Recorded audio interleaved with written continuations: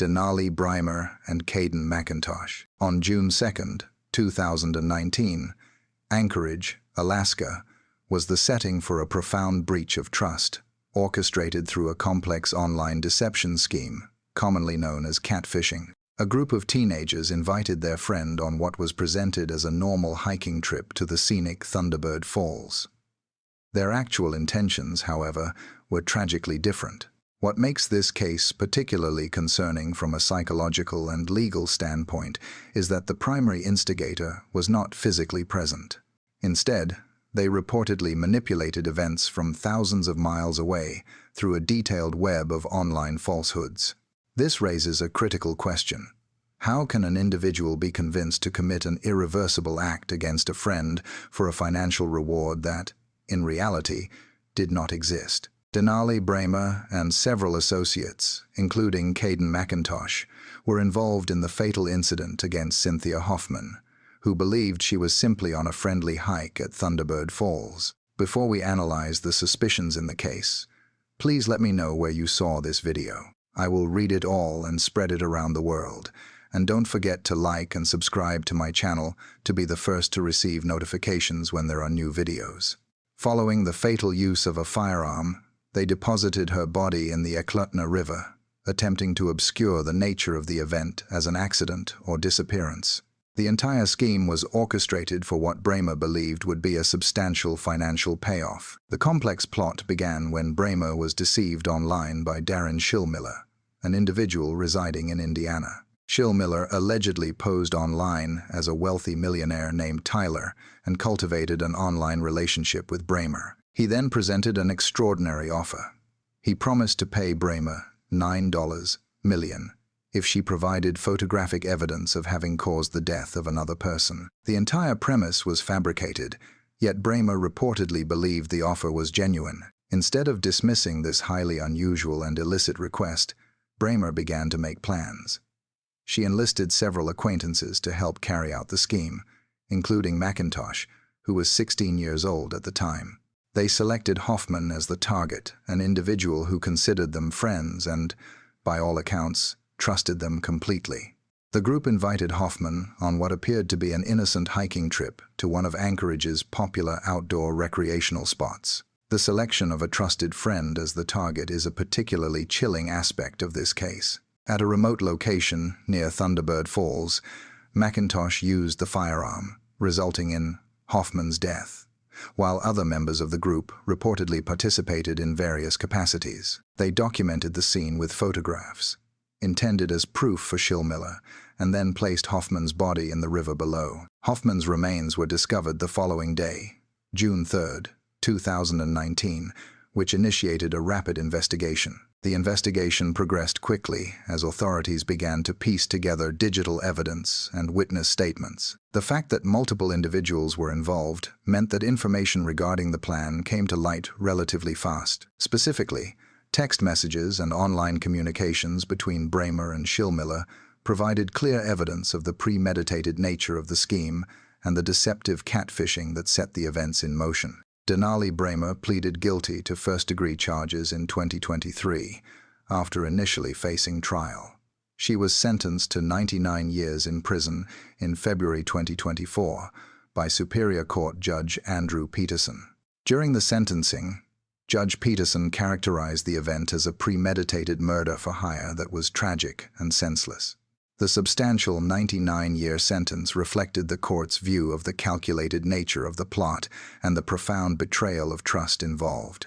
Caden McIntosh pleaded guilty to second-degree charges in May 2024, accepting legal responsibility for having operated the firearm. He faces a potential sentence ranging from 30 to 85 years in prison, with his final sentencing pending as of late 2024. Reports indicate that his cooperation with authorities and his juvenile status at the time of the incident were significant factors during the plea agreement negotiations. Darren Schillmiller, the individual who orchestrated the catfishing scheme from Indiana, received a 99-year sentence in federal prison. This is a significant outcome, as the legal system held him fully responsible for manipulating Breimer into committing the act, despite him never being physically present in Alaska. This demonstrates the growing legal accountability for severe crimes orchestrated through online manipulation. Another accomplice, Caleb Leland, received 30 years for his role in the conspiracy and the subsequent cover-up. Cynthia Hoffman's father publicly spoke about the devastating loss, stating, "My daughter trusted these people."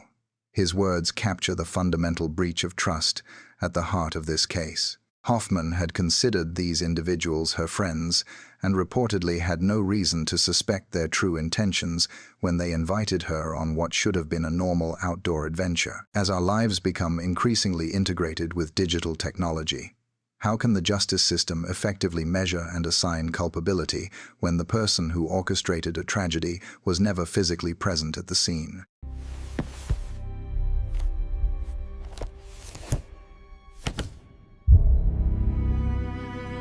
Lewis Daines. On February 17, 2014, the community of Grays, Essex, in the United Kingdom, became the location of an alarming case that highlighted the real-world dangers of online grooming. A teenager who had been methodically manipulated through online gaming communities was lured to an apartment under the false pretenses of business opportunities and high-end computer equipment. The events that followed would gain national attention, underscoring the serious nature of online predation. This case raises a critical question. How can an online acquaintance, built on shared interests, transform into such a calculated and harmful situation? Lewis Daines was the individual found responsible for the death of Breck Bednar. The two had met and interacted exclusively through online gaming platforms. They had never met in person prior to the day of the incident. Daines had spent months cultivating trust and manipulating Bednar through their digital interactions. In these exchanges, Daines constructed an online persona of a successful computer programmer and businessman, suggesting he could offer career opportunities to skilled young gamers. Bednar was passionate about computers and online gaming, which led him to spend significant time in the digital communities where he first encountered Daines. This grooming process occurred over several months, during which Daines gradually built a foundation of trust and positioned himself as a mentor figure. He described supposed business opportunities and offered to show Bednar impressive computer equipment and server setups, specifically tailoring the lure to Bednar's known technical interests. During this period, Bednar's mother, Lauren LaFave, became increasingly concerned about her son's online relationship with Daines. She observed changes in her son's behavior and attempted to intervene by limiting his contact with Daines. She even reported her specific concerns to the authorities. Despite these efforts, the fatal outcome was not averted. On February 17, 2014, Bednar traveled to Daines' apartment in Grays, Essex, believing he was going to view the promised computer equipment and discuss his future. Once Bednar arrived at the apartment, he was restrained with duct tape and then assaulted. Daines inflicted severe, fatal injuries to Bednar's neck. The nature of the assault was later described as highly calculated, indicating it was a planned event rather than a spontaneous act. Following the fatal assault, Daines sent photographs of the victim's remains to other individuals online. This action demonstrated a notable lack of remorse and suggested a desire to document or share the act. From a psychological perspective, this behavior indicated a complex disturbance that went beyond the physical act itself. Once these images were reported, they led to a rapid police response. Daines was apprehended by authorities shortly after the incident. Daines pleaded guilty to the charges, which precluded the need for a full trial. This plea, however, did not prevent a detailed examination of his motives and the grooming process during the sentencing phase. At the sentencing in Chelmsford Crown Court in January 2015, Judge Mrs. Justice Cox provided a key assessment, stating, "This murder was driven by sadistic or sexual motivation."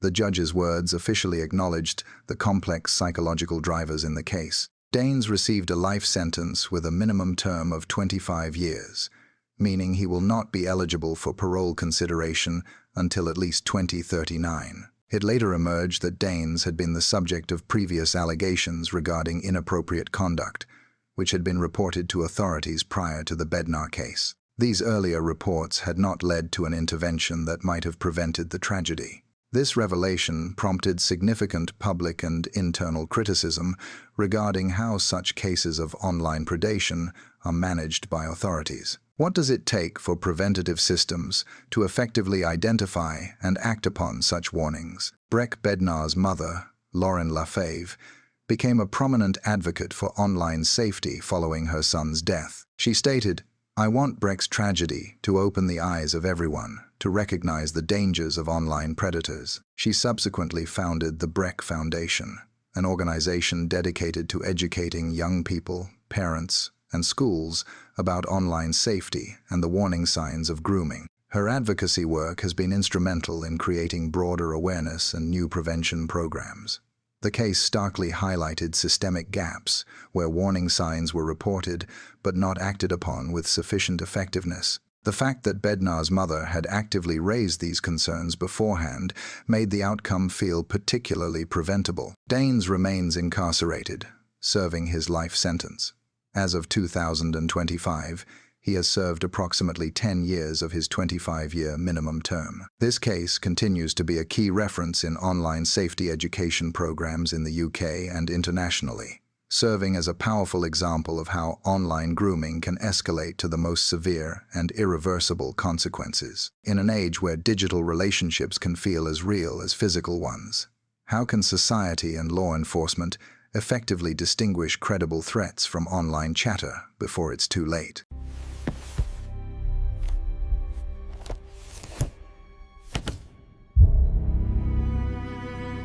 Skylar Eddy and Rachel Shea.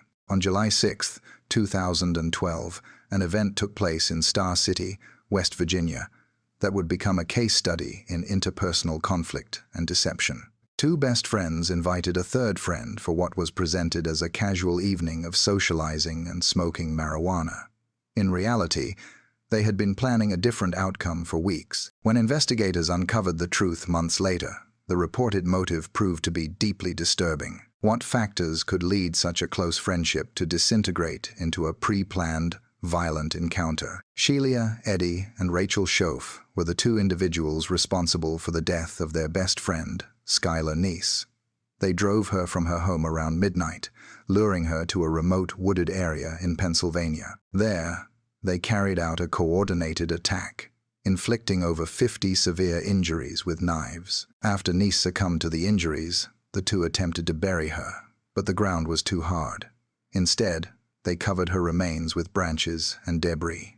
Following the incident, they returned to their vehicle, removed forensic evidence, and changed their clothes. The three girls had been described as inseparable friends throughout high school in Morgantown, West Virginia, sharing classes and spending most of their free time together. However, beneath this appearance, tensions were escalating. Neese's personal diary noted friction within the friendship, including her observation of an intimate encounter between Eddy and Shea, which reportedly made the dynamic uncomfortable. It is believed the evolving romantic relationship between Eddy and Shea, and Neese's awareness of it, created a pressure that the perpetrators feared might lead to exposure. Before we analyze the suspicions in the case, please let me know where you saw this video. I will read it all and spread it around the world. When Skylar Neese disappeared on July 6, 2012, she was initially classified as a runaway by local authorities. Surveillance footage confirmed she had entered Eddy's car late that night, around 12:30 a.m. Despite this, both Eddy and Shea denied any knowledge of her whereabouts when questioned by police and Neese's parents, David and Mary Neese. For 6 months, they actively participated in organized searches, posted emotional messages on social media, appealing for her return, and offered comfort to Neese's family. This extended period of calculated deception is one of the most noted aspects of the case. The investigation reached a turning point in January 2013. Rachel Shea experienced severe psychological distress, culminating in a confession to authorities. She provided the location of Neese's remains in the wooded area across the state line in Pennsylvania. When investigators asked for the motive, Shea reportedly gave the unsettling response, "We just didn't like her anymore." However, later analysis suggests the true motive was more complex, likely related to Eddie and Schoff's romantic relationship and their intense fear that Neese might disclose details they wished to keep private. In May 2013, Rachel Schoff pleaded guilty to second-degree charges and was sentenced to 30 years in prison, with parole eligibility after 10 years. Her parole was denied in 2023 and again in 2024, after Neese's family testified against her release. Her next hearing is scheduled for 2026. In January 2014, Shelia Eddy pleaded guilty to first-degree charges and received a life sentence.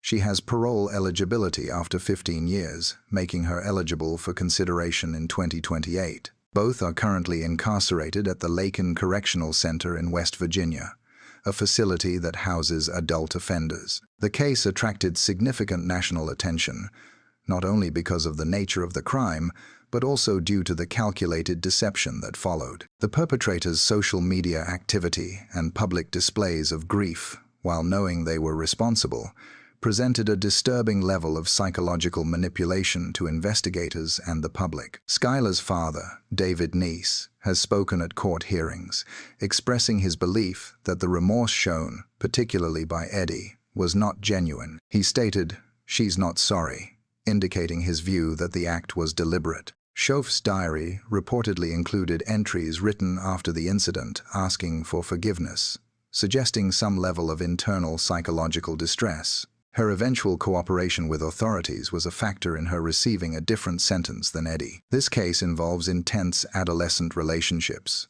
the fear of social exposure, and profound digital deception. How can a community or family identify the warning signs of extreme psychological pressure in young people when those same individuals are using technology to project an image of normalcy and grief?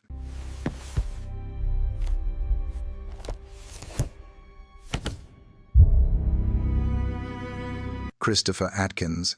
In March 2023, the community of Ocklawaha, Florida, was the location of an alarming series of events involving multiple young victims. 3 teenagers lost their lives in incidents that investigators later described as being consistent with targeted executions, linking them to gang-related disputes. What made these events a subject of significant public and legal concern was the age of one of the individuals involved and the apparently calculated nature of the attacks. It prompts a difficult examination of the circumstances that can lead very young individuals to become involved in such definitive and violent acts. Christopher Atkins, along with Robert Robinson and Taj Bruton, was implicated in the deaths of 3 teenagers: Layla Silvernail, Camille Qualls, and Michael Hodo. Atkins and Robinson later admitted to their roles in the case involving Camille Qualls. The discovery of her remains in the trunk of a car underscored the severe nature of the incidents. The investigation uncovered connections to ongoing gang-related disputes within Marion County. Official reports indicated that the incidents were not random, but were targeted attacks connected to pre-existing tensions between rival groups. The involvement of multiple young people suggested a broader pattern of organized gang activity in the region. The 3 victims were discovered in separate incidents, though investigators were able to quickly establish a connection between them. Silvernail's remains were found first, followed by the discovery of Qualls in the vehicle, and finally, Hodo. The manner in which the deaths occurred suggested a level of planning and coordination among the responsible parties. Atkins, Robinson, and Bruton were apprehended by law enforcement shortly after the incidents, as evidence linking them to the events began to mount. The investigation proceeded rapidly as authorities worked to understand the full scope of what had occurred and to determine if others were involved. Digital evidence, witness statements, and forensic analysis were all crucial in building the case against the 3 individuals. In 2025, Christopher Atkins pleaded guilty to first-degree charges, accepting legal responsibility for his role in the incidents. He received a sentence of 40 years in prison, with a mandatory review after 25 years. This sentence was structured to reflect both the severity of the crimes and legal considerations related to his juvenile status at the time. The sentence ensures he will spend a significant portion of his adult life incarcerated. Robert Robinson and Taj Bruton received sentences of life in prison without the possibility of parole. These more stringent terms reflected their ages and their specific roles in the incidents. The disparity in sentencing highlights how the justice system weighs factors such as age, the degree of involvement, and cooperation with authorities when determining what constitutes an appropriate punishment. The impact on the victims' families has been profound. Silvernail's grandmother spoke about the loss, stating, "I am just broken," expressing the overwhelming grief that accompanies such a sudden and violent event. The godmother of Camille Qualls addressed the court regarding Atkins, stating, "I see a boy, but I also see the person responsible for Camille's death." Her words capture the profound complexity of assigning accountability when the responsible party is themselves a youth. The case has raised serious questions about the extent of gang involvement among young people in Florida and the societal factors that contribute to individuals becoming involved in organized criminal activity at such young ages. It underscored the critical need for effective intervention programs and community resources designed to prevent youth from being drawn into the orbit of gang life. The Marion County Sheriff's Office invested extensive resources in the case, coordinating closely with prosecutors to ensure all three individuals were held accountable. The investigation was a multi-agency effort that required careful coordination to build strong, separate cases against each defendant. As of 2025, Atkins remains incarcerated, beginning his 40-year sentence. Robinson and Bruton are serving their life sentences without eligibility for parole. These three incidents remain among the most serious cases involving juveniles in Marion County's recent history. When a community loses its youth to a cycle of gang-related violence, where does the responsibility for intervention begin? With the individual, the family, or the societal structures meant to protect them?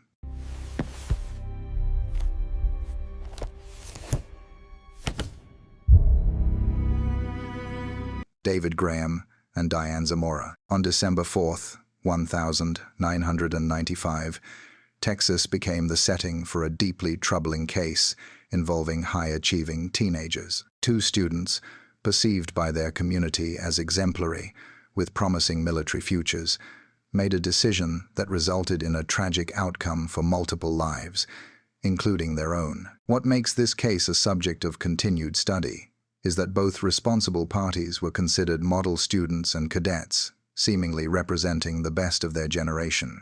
It raises a difficult question. What factors could motivate two accomplished young people to risk their entire futures for a highly compromised sense of loyalty? David Graham and Diane Zamora were responsible for the death of Adrianne Jones, which occurred in a field after they lured her there under false pretenses. The subsequent investigation found that her death was caused by the use of a firearm and significant blunt force injuries. Graham was a student at Mansfield High School, known as a star athlete and honor student. Jones was a fellow student who had a brief romantic involvement with Graham. What might have otherwise been dismissed as typical teenage relationship drama soon escalated into a far more serious event. The motive identified by prosecutors stemmed from jealousy and what Zamora perceived as a betrayal. Graham admitted to a brief infidelity with Jones. When he confessed this to Zamora, she reportedly reacted with intense anger and jealousy. The investigation suggests that rather than resolving the infidelity through conventional means, Zamora insisted that Jones be permanently removed from their lives, viewing it as a necessary step to purify their own relationship. This line of reasoning reportedly became a fixation for Zamora.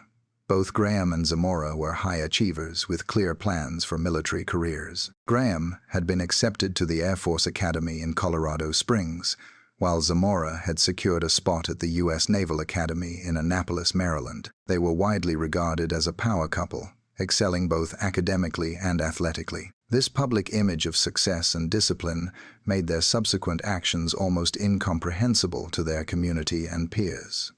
Before we analyze the suspicions in the case, please let me know where you saw this video. I will read it all and spread it around the world. On the night of December 4th, 1995, Graham reportedly lured Jones out by asking to talk and resolve the situation. Jones, apparently trusting him, agreed to get into his car. He then drove to a remote field where Zamora was waiting.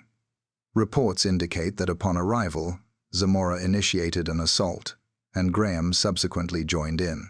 They utilized a firearm and heavy weights during the assault, inflicting fatal injuries. Jones's body was discovered the following day in the field. Initially, investigators had no leads, particularly none that pointed toward two of the area's most promising students.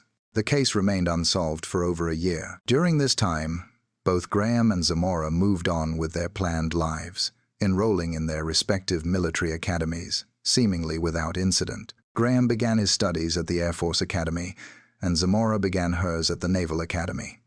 To all outward appearances, they were successful young adults, beginning prestigious careers. The case finally broke open in 1996, when Zamora disclosed details of the event to her roommates at the Naval Academy. At first, the roommates were skeptical, perhaps believing she was exaggerating or fabricating the story. However, as Zamora provided more specific and consistent details, they became concerned enough to report the information to authorities. This decision by the roommates was the critical turning point in the investigation. This report led to both Graham and Zamora being questioned and, ultimately, arrested.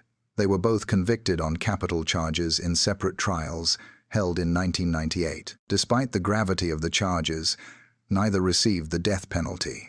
They were sentenced to life in prison, with parole eligibility after 40 years. This sentencing was influenced in part by their ages at the time of the offense.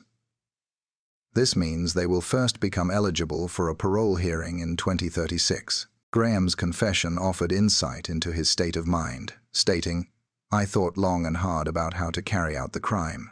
I was stupid, but I was in love." His statement suggests he felt compelled to follow Zamora's demands in an effort to preserve their relationship. Testimony indicated that during the assault, Zamora was heard shouting statements of encouragement, indicating her active participation.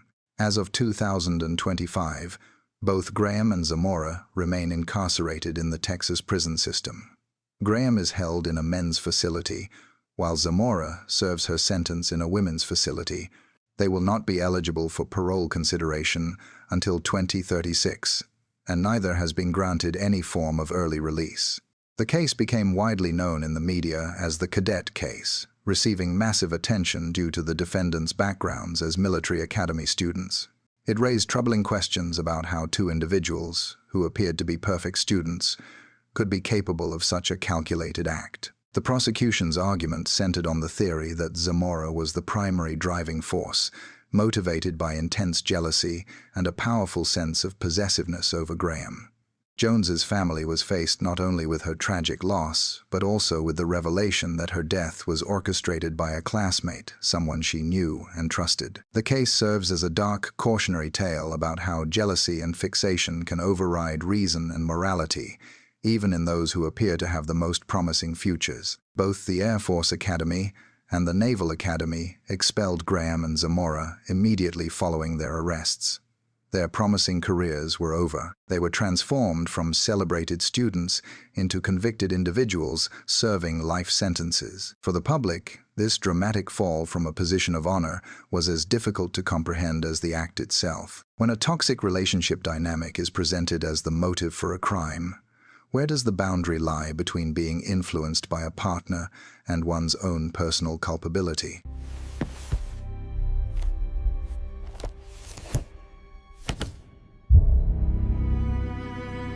Sarah Cobb and Corey Gregory.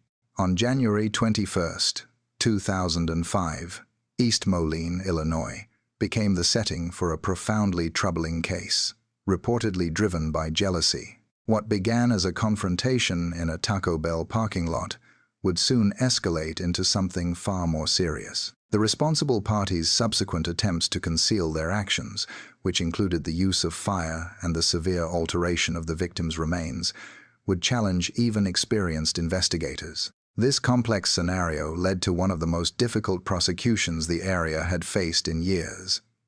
It raises a difficult question. What kind of interpersonal conflict could motivate individuals to take such extreme measures?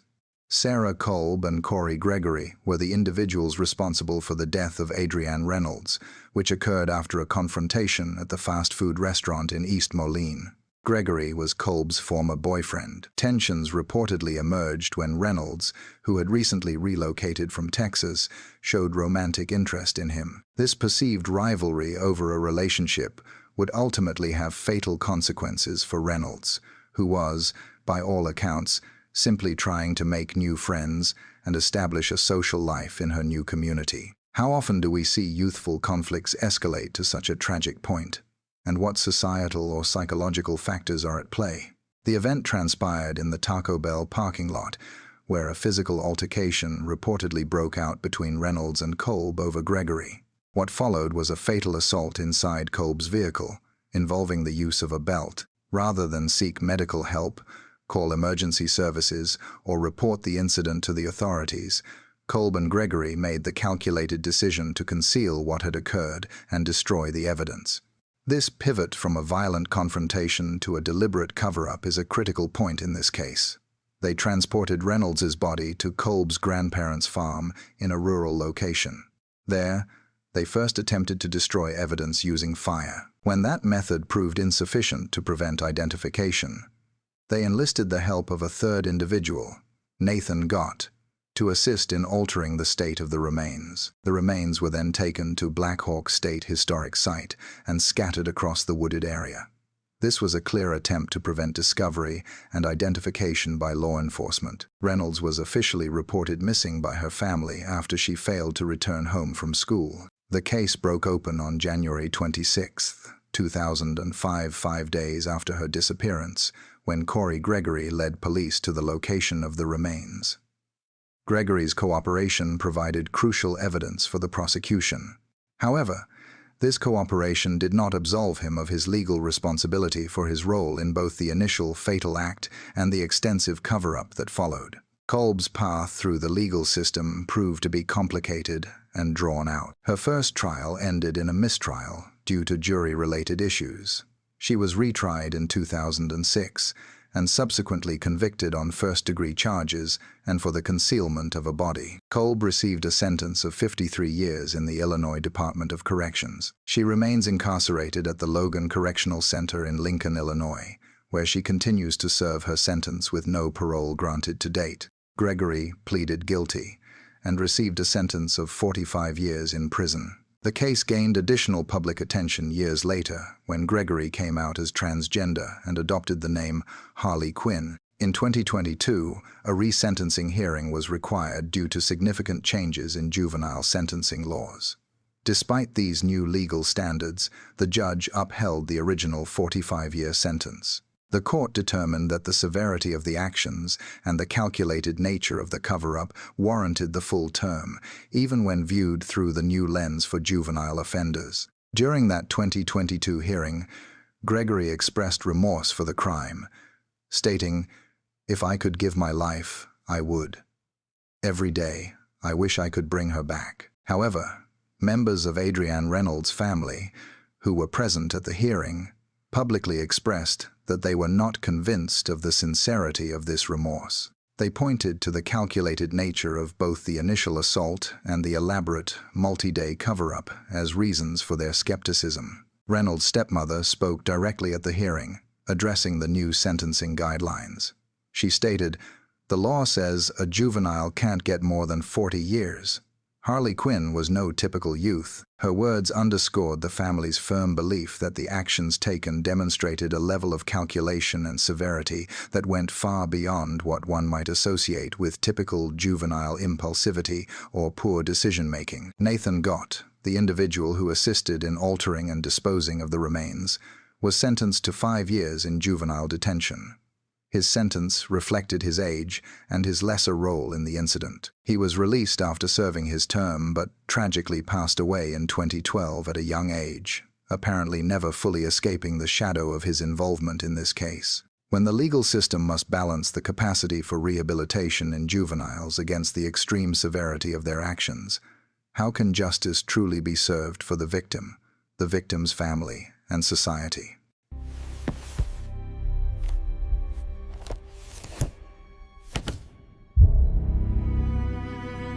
Karen Severson and Laura Doyle. On October 1, 1985, The San Fernando Valley in Los Angeles County was the setting for a tragic event rooted in jealousy that had reportedly developed over several years. Two former friends arranged to meet their ex-best friend in a remote canyon within the Angeles National Forest. The events that transpired there would remain unresolved for nearly 3 years, until a witness came forward with critical information. The reported motive was a common one, but the nature of the incident and the prolonged deception that followed were deeply unsettling to investigators. This raises a fundamental question. What internal pressures can cause a friendship that has lasted since childhood to disintegrate into a fatal confrontation? The individuals responsible, Karen Severson and Laura Doyle, caused the death of their friend, Michelle Missy Avila, in a shallow stream in Big Tujunga Canyon. Severson and Avila had been friends since the age of 8, forming a bond that appeared strong to those around them. The 3 girls had grown up together in Arleta, California, sharing a common history. However, beneath the surface of their friendship, resentment had been escalating for years. The motive was identified as jealousy related to romantic relationships and Avila's perceived popularity within their social circle. In the weeks leading up to the incident, Severson had allegedly been spreading rumors about Avila and had been involved in conflicts with her. The tension between them had become apparent to friends and acquaintances. Doyle also became involved, making accusations that Avila had been involved with her boyfriend. The two then planned to confront their former friend in an isolated location. They met Avila in the remote canyon under the pretense of resolving their differences. Once there, an altercation began where they accused her of being involved with their boyfriends. During the confrontation, they cut off her hair and forcibly submerged her in the shallow stream. Medical examiner reports would later confirm the cause of death. To conceal the scene, they placed a 100-pound log on her body to keep it submerged before leaving the area. Avila's body was discovered 3 days later, on October 4th, 1985, by hikers. What made this case particularly disturbing was the behavior of the perpetrators in the aftermath. Severson reportedly displayed unusual conduct, including obsessive visits to Avila's grave and claiming to see her spirit at the cemetery. She attended the funeral, mourning alongside other friends and family. For a brief period, she even lived with Avila's family, offering them comfort and support, all while concealing her involvement. This level of sustained deception adds a complex layer of betrayal to an already tragic situation. How can individuals maintain such a facade while living in close proximity to the family of the person they harmed? The case remained unsolved for nearly 3 years due to a lack of leads. The breakthrough came in July 1988, when a witness, Eva Chirumbolo, came forward with crucial information. She reported that she had overheard Doyle at a party state, "We killed Missy," adding a justification related to her boyfriend. This testimony provided investigators with the necessary lead to proceed with arrests. Both Severson and Doyle were arrested and stood trial in Los Angeles County. In March 1990, a jury convicted them of second-degree homicide, rejecting the first-degree charges, which would have required proof of premeditation. A juror later explained the verdict, stating, "There was no disagreement that they had participated. There just wasn't any proof to show that it was premeditated." Both individuals received sentences of 15 years to life in a California state prison. Severson was paroled in 2011 after serving 21.5 years at the California Institution for Women.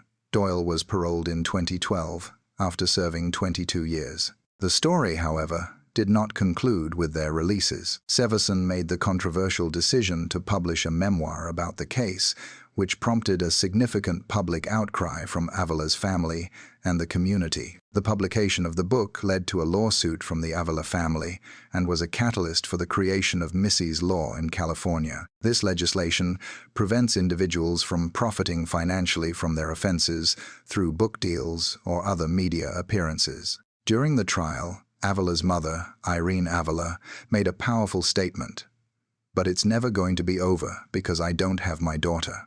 When they ended her life, they ended a part of me."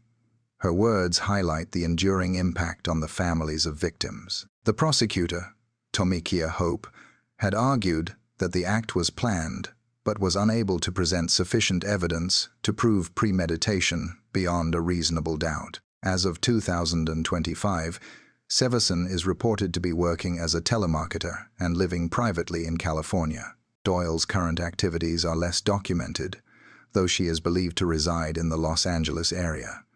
Neither has shown indications of further offenses since their release. When a crime is committed by young people and years pass before the truth is known, how does society measure genuine remorse against the profound and lasting impact of the initial deception?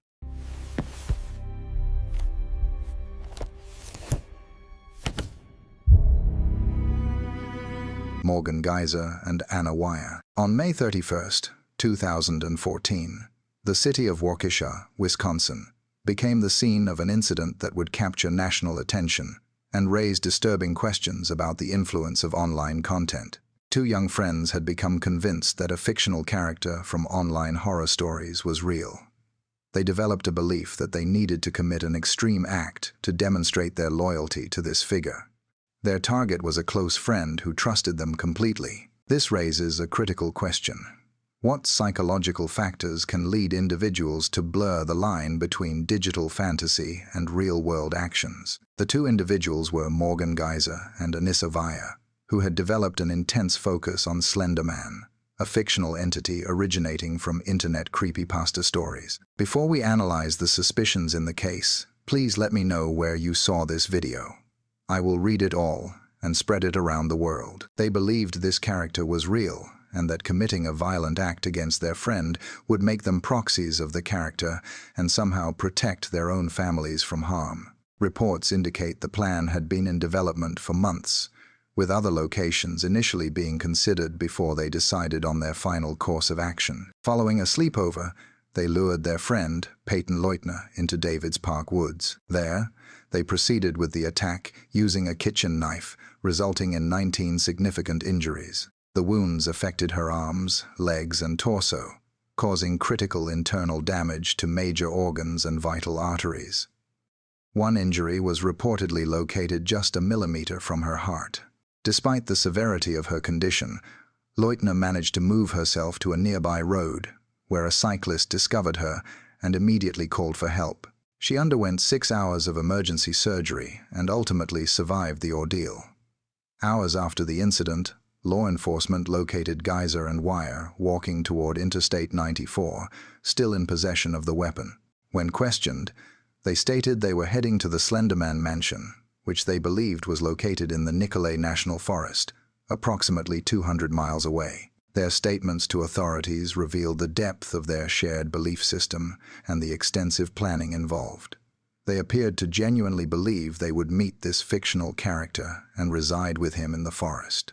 It was later reported that Geyser had experienced hallucinations since childhood, describing encounters with imaginary figures she perceived as real. Geyser was subsequently diagnosed with early-onset schizophrenia, a serious mental health condition that had previously gone untreated. While her family had reportedly noticed erratic behavior, the full extent of her condition was not understood at the time.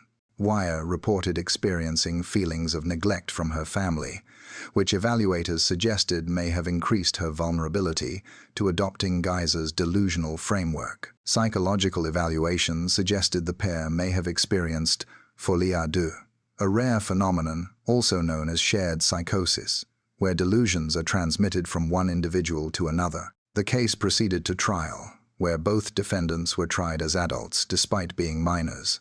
They entered pleas of not guilty by reason of mental defect. The legal proceedings brought to light extensive details about their online activities and the months of preparation for the attack. In 2017, Anissa Wire was sentenced to 25 years in a state mental health facility, with a requirement of at least 3 years of mandatory confinement. She was granted a conditional release in 2021 to live with her father. The conditions of her release included GPS monitoring, a prohibition on social media access, and mandatory counseling, set to continue until she reaches the age of 37. In 2018, Morgan Geyser received a sentence of 40 years, the maximum allowed, meaning she would remain under institutional supervision until 2058.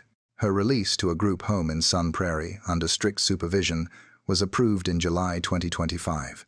However, the release plan was reportedly sealed in September 2025, following concerns raised by the community where she was to be placed, with some residents expressing apprehension. During the proceedings, Judge Michael Boren described the 40-year term for Geyser as reasonable and fair, emphasizing the need to protect the community.